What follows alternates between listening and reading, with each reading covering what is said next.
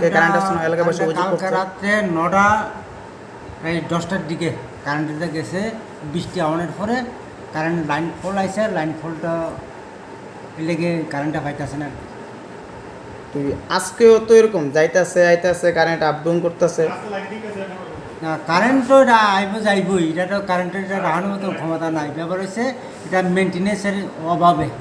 তাহলে এখন আপনি দাবি করতেছেন যে মেনটেন্যান্স লাগবে। মেনটেন্স লাগবো। আর আপনার কীটা করুন, আপনার এখানে ওই যে ফিউজটার নাই, অ্যাসেসটার নাই, সকামত ঠিক মতো নাই। এরপরে গাড়িটি জীবনে হয় না, গাড়িটি জীবনে মুখ দেখতেছে না। ব্যাপার হচ্ছে আমরা এখানে গাড়ি ব্যবস্থা নাই।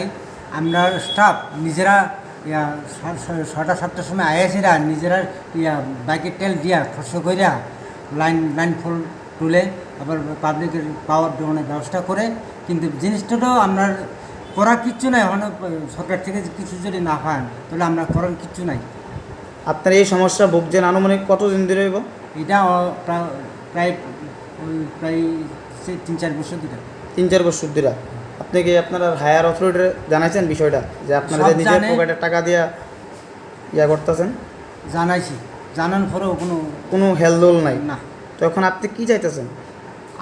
আমরা চাকরি করতাম, আইছি চাকরি করে যাই, পকেটে খরচ করেও করতে হয়। কী করেন, এটা জনস্বার্থে আমরা কাজ হইতো, জনস্বার্থের কাজ।